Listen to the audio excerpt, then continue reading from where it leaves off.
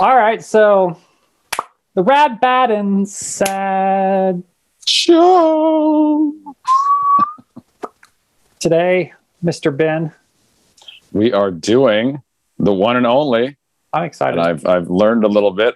Capitol Records Building here in LA, one of the most epic, pivotal buildings defining Los Angeles. As you come in on the 101 freeway, you see it. One of the landmarks of the city, for sure. Oh, yeah. This was architect Louis Nayerdorf. Yeah. For the Welton Beckett Associates, big modern firm. They've done a tremendous amount of stuff. This was actually the thesis project of this architect that built the Capitol Records Building, which is pretty amazing. Yeah. That's like every architecture student's dream, right? He was just like, oh, I got a job. Oh, I already have a project for you guys. Yeah, totally. Yeah, I read a bit about that too. That was so interesting to me. The Capitol Records people basically said, look, it's got to stay cool. It's got to basically have equal size offices, and it's got to be kind of interesting. So the circular tower just turned out to be the obvious thing. And then with the awnings. And with the awnings, with all those awnings. Yeah. Well, and the fact that this was the first cylindrical office building. And so this was kind of like, in many ways, super cutting edge. I mean, it's very much just taking these sort of modern ideas of lots of glass. I just want to hug it. It's so cute. It's just like it's an adorable building. You just want to come up and just kind of bear hug. It almost looks like, speaking of like... You'd break one of the awnings if you hugged it too hard. It would all start snapping off. It just looks like people have those like back massager things. It looks like the I think I know. Like the front of your body that you would just hug and kind of like sort of. We need to make you a pillow. Yeah, like a body. Yeah, no, it is. It's extremely cute, because what I love about the awnings is that they don't all line up. You know, the gaps are in all these different places. And so that becomes just so much more playful, and it creates the illusion that maybe each one of these floor plans could actually spin or something like that. Right. You know, you don't see these lines coming all the way down, and then it sort of blurs the lines that probably do line up with the windows, because the window lines do line up. But you don't see that. So when you look at the awnings, you really get that horizontal read of the building. And that's really kind of what I think makes the project in many ways. That's true. It's so cool. I love the gaps, because like I'm envisioning, I started thinking about gap teeth when you said that. And I was envisioning, you know how they used to use like these close-ups of like Charlie Brown when like all the students are like at the Christmas pageant and they're all singing in the choir, and they would do a close-up of all the kids kind of. And just imagine all of them having a little gap teeth. It'd just be like like a staggered row of like gap teeth, all these kids, you know. That awning like creates, like you said, that sort of weird kind of blurry, soft kind of like staticky-ness to the outline of it. So even though it's this like this perfectly circular kind of like cylinder thing, it gives it a kind of like a little bit of a vibration. Yeah, the awnings really make it.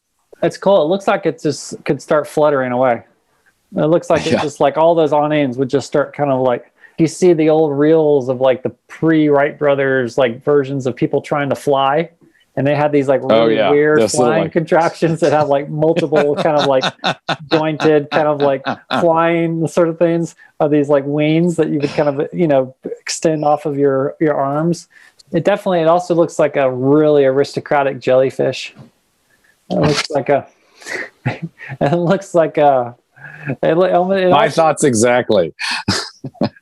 Like, you know, like a really like well-to-do jellyfish who's been like got all of the sort of like the bling, all the tentacles and all the details, and they're all lined up. Yeah, they all move together.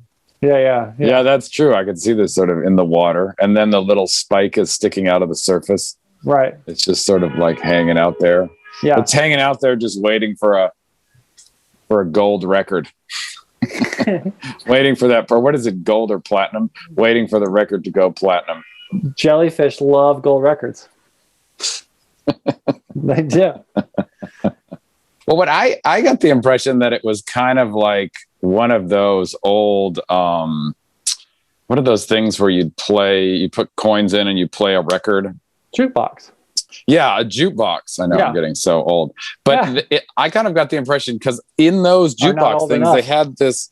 Yeah, exactly. They had these little wires that the record would kind of fall into, and then it would move, and then it would come down. So I had kind of thought that it was kind of harking back to that because it is a stack of records. And it wasn't sort of as much of a literal representation, but it was sort of some sort of representation. But I read an article by him, the architect, saying that he kind of resented that notion for a long time, and that it was not specifically supposed to look like. As a matter of fact, when they brought it to Capitol Records initially, one of the Capitol Records executives was like, "No, it looks like it's too gimmicky. It's going to look like an advertising gimmick." And so they went back. The cylindrical aspect of it, or the thing on the top. Yeah, the way it looks now. Initially, they were like, "Oh no, it's going to look too gimmicky," which at the time they were doing all this kind of kooky kind of stuff. They thought it was going to be too gimmicky, and so they went back to the office. And then one of the head designers at the office was like, "Well, just take both versions." They made a rectangular version as well, and they said, "We'll take both versions to the insurance company to present." These buildings, and the insurance guy is the person who said, "No, do the circular one."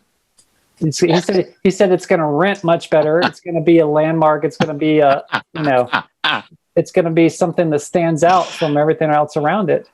And so that's interesting that the insurance guy, he's usually the sort of like, the opposite, the guy that kills the project. So conservative, was the one that actually pushed it. Oh, wow. Yeah. I love those stories. And the fact that the architects, I mean, who knows if they knew that was going to work, but if you can always add some random other opinion into the architect's opinion just to support it, that's all it takes to get the client to be like, okay, we'll do the crazy one. Right. Yeah. Well, I guess if 3 people think it's right, then I guess it is. Exactly. As you're leaving, you'll give the guy $300. Yeah. Thanks for that. Yeah. Classic old move for sure. Up on the top, the spire, originally they were going to put a radio station up top. And so he had designed that kind of asymmetrical shaped spire up there that was going to be basically a kind of camouflaged version of the radio tower. And then they nixed that idea. And so now it's really just like an armature for how they, I mean, it's for Christmas. It's for their Christmas tree. For the Christmas tree. Yeah. Yeah. I mean, it's still an amazing kind of like sort of hood ornament to the building for sure. It's kind of punk in a way too. It's like if Alfalfa from the Little Rascals grew up to be like a punk rocker, he would have that kind of like. Actually, Alfalfa is such a good reference for this building. This is like a stack of records with Alfalfa's head on top of it. Yeah. Or it's Alfalfa. It's like Alfalfa in like a bodysuit. He's in some kind of weird like onesie, like in a tracksuit. A tracksuit, or like a what do you call it? One of the crazy people they put into like a straight jacket. A straight jacket, yeah. But it'd be like a Alfalfa in a straight jacket, but like in the south of France. So he's got like stripes. Yeah. He's kind of cool, and he's got a beret. Yeah. Who is that designer? Oh, that French designer. He always wears the stripes. The Jean-Paul Gaultier? Yes, Jean-Paul Gaultier. Alfalfa meets Jean-Paul Gaultier meets a stack of records. This is like Jean-Paul Gaultier found Alfalfa and like basically, he couldn't fix his hair. He's been trying to fix his hair, and then he just gave up, and then he just left him here in LA. He's like, I'm going back to France. I feel like this is the kind of building, like on the back of a doorstop, the old doorstops have these like little springs that would keep the door. I guess a doorstop, it would have like little like nubby spring. And they make that amazing noise. Like the cat. Like I feel like this building would sound like that. Like if you ran your finger up and down, it would just go. Oh yeah, up and down the awnings. It also would be like a funny like the whoopee cushions that we used to be around as a kid. This looks like a whoopee stool. Like you would sit on it like a stool, and it would just like slowly go. Yeah, this is like the adjustable primo whoopee cushion. You're like, you can have any type of fart that you want from it. There's like some adjustment on the side, and it's fast and loud, slow and soft, medium. This is like a symphony, like kind of crescendo of farts as you go down. I go. A symphony of flatulence. Like it'd be a different tone in each layer. It'd be like wouldn't this be a good thing to use to like clean your tongue too? You know how they give like these tongue scrapers? Aren't that just like a popsicle stick, a tongue scraper? Yeah, it would. Yeah, this would be like the toothpick. It's like the double-edged sword. It's like the toothpick on one side and then like the tongue scraper on the other. You can kind of like, it's like it's almost like the Swiss Army knife of like dental apparatuses. You're like, just scraping. Well, I mean, it's got a lot of scrapers. Maybe this is exactly spin, but you'd have to move it in and out to then actually scrape the tongue properly. Maybe it rolls up Yeah. your tongue. It goes, and then it unrolls you. Like roll it up and then unroll it. What do you rate this? I for sure am in the rad camp on this guy. Definitely. I think it's adorable. I think it's got a lot of sort of sophisticated layers of information and form, and it's kind of kooky. It's kind of futurist. It's kind of modernism, and it's kind of golf. And I don't know how you get all that and still be adorable at the same time, but Capitol Records did it. The Capitol Records Tower has managed to do that. So, and then Benjamin, you are also a rad, I believe. A rad. Oh yeah, everything about it. It's just so good.